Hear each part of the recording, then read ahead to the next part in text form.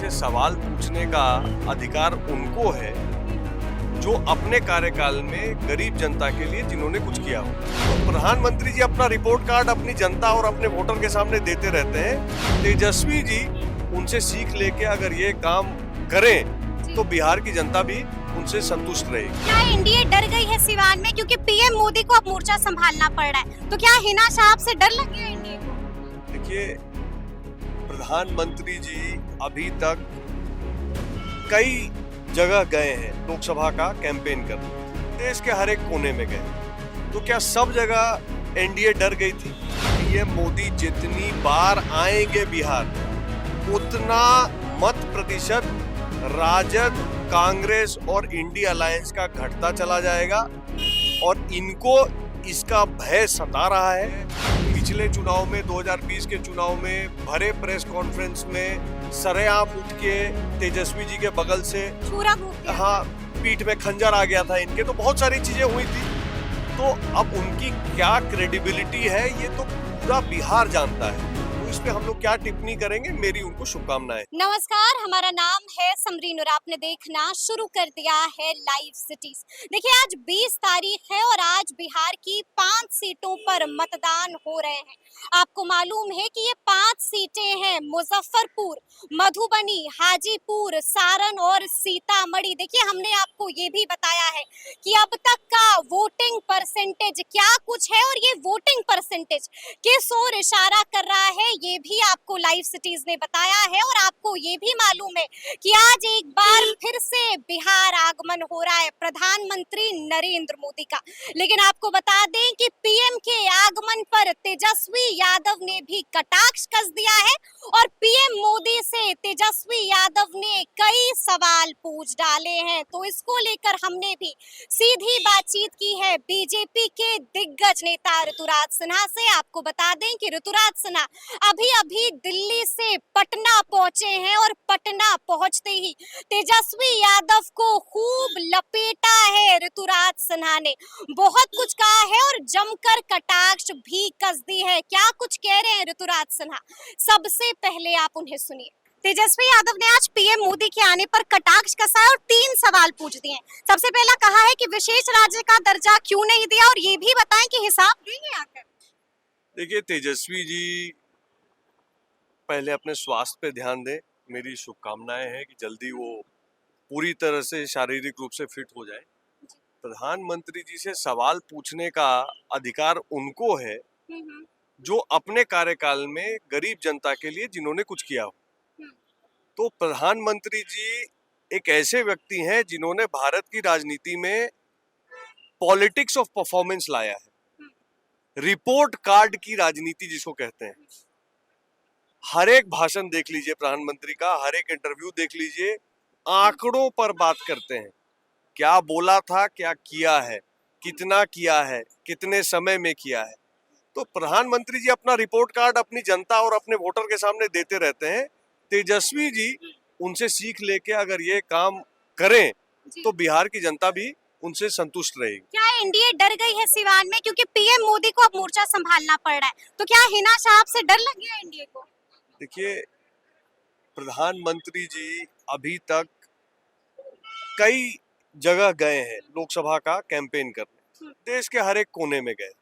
तो क्या सब जगह एनडीए डर गई थी? क्या सब जगह कोई घबरा गया था? ये सब बेफुजूल की बातें हैं। हमारे पास नेता हैं जो कैंपेन करने जाएं तो लाखों की जनता उनको देखने आती है। इंडिया अलायंस के पास 2000 का भीड़ जुटाने वाला नेता नहीं है। कांग्रेस का कोई नेता आया? आप ही बताइए, कांग्रेस का कौन नेता आया बिहार? और इंडिया अलायंस के घटक दल के कौन से नेता आए बिहार? खड़गे जी आए थे, राहुल गांधी। हाँ, तो उनके लिए कितनी संख्या जमा हुई? तो जिनके पास नहीं है वो तो बेचारे दुखी रहेंगे। अब हमारे पास प्रधानमंत्री जी, अमित शाह जी, नड्डा जी जैसे नेता हैं, योगी जी, हेमंत बिस्वा शर्मा जी, गिरिराज जी, ऐसे अनेकों अनेक नेता हैं। सूची बहुत लंबी है जिनको देखने के लिए 10 हजार, 50,000, लाख आदमी आता है। तो भाई हमारे लोग कैंपेन क्यों ना करें? तो क्या पीएम मोदी के आने से खेल बिगड़ जाएगा महागठबंधन का? पीएम मोदी जितनी बार आएंगे बिहार, उतना मत प्रतिशत राजद, कांग्रेस और इंडिया अलायंस का घटता चला जाएगा और इनको इसका भय सता रहा है, इसलिए वो किसी न किसी प्रकार से टिप्पणी करके ये प्रयास कर रहे हैं कि जनता को भ्रमित करें। जनता इस बात से उत्साहित है कि प्रधानमंत्री जी लगातार बिहार आ रहे हैं, लगातार बिहार को अपने एजेंडा पे ले रहे हैं, लगातार बिहार की प्रगति पे फोकस कर रहे हैं और बिहार की जनता को पूरा विश्वास है कि अपने तीसरे टर्म में प्रधानमंत्री जी बिहार के लिए बड़े फैसले करेंगे। आने वाले 5 वर्षों में बिहार में सुधार हो, बिहार प्रगति की ओर आगे तेजी से बढ़े, उसके लिए प्रधानमंत्री जी और केंद्र सरकार पूरा प्रयास करेगी। मुकेश सैनी ने भी आरोप लगा दिया है कि बीजेपी वाले षड्यंत्र कर रहे हैं। देखिए, मुकेश सैनी जी के बारे में मैं कुछ नहीं कहना चाहूंगा। मैं बस ये कहना चाहता हूँ कि जो ये डिसाइड नहीं कर पा रहे हैं कि वो इस दल में है, उस दल में है, इस चुनाव में यहाँ है, उस चुनाव में वहाँ है। कह रहे हैं आप लोग रजिस्ट्रेशन खत्म करवाना चाहते थे, चुनाव चिन्ह छीन लिया है। देखिए, वो सब सीधी सी बात है। यही व्यक्ति जो है पिछले चुनाव में 2020 के चुनाव में भरे प्रेस कॉन्फ्रेंस में सरेआम उठ के तेजस्वी जी के बगल से छुरा घोंप दिया। हाँ, पीठ में खंजर आ गया था इनके, तो बहुत सारी चीजें हुई थी। तो अब उनकी क्या क्रेडिबिलिटी है ये तो पूरा बिहार जानता है, तो इस पे हम लोग क्या टिप्पणी करेंगे। मेरी उनको शुभकामनाएं। तो सुना आपने क्या कुछ कह रहे हैं ऋतुराज सिन्हा। आपने देखा है कि ऋतुराज सिन्हा ने तेजस्वी यादव को झाड़ दिया है। आपने देखा है कि ऋतुराज सिन्हा ने पीएम मोदी के आगमन पर क्या कुछ कहा है। देखिए, हमने उनसे ये भी पूछा है कि क्या सिवान में एनडीए को खतरा महसूस हो रहा है, क्या सिवान में हिना शहाब से डर गई है एनडीए। तो इसको लेकर भी आपने सुना है कि ऋतुराज सिन्हा ने क्या कुछ जवाब दिया है, क्या कुछ कहा है। और आपने ये भी देखा है कि तेजस्वी यादव पर भी गजब फायर दिखे ऋतुराज सिन्हा।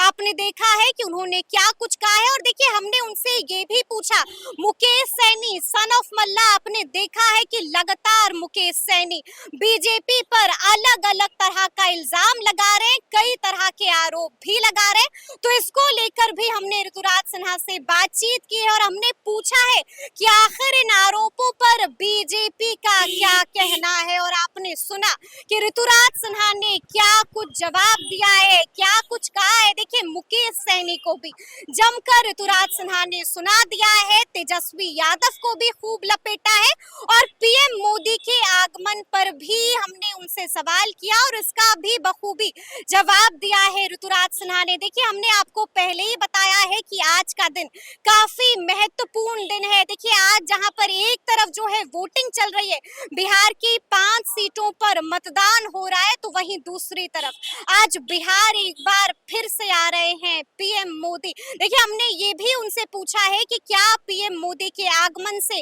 महागठबंधन की टेंशन बढ़ जाएगी। तो आपने सुना है कि उन्होंने क्या कुछ जवाब दिया है, क्या कुछ कहा है ऋतुराज सिन्हा ने, ये हमने आपको दिखाया है। तो ये पूरी बातचीत आपको कैसी लगी है, कमेंट करके हमें जरूर बताइएगा। तो ऐसे तमाम अपडेट्स के लिए ऐसे ही हमारे साथ बने रहिएगा और देखते रहिएगा लाइव सिटीज। बहुत शुक्रिया।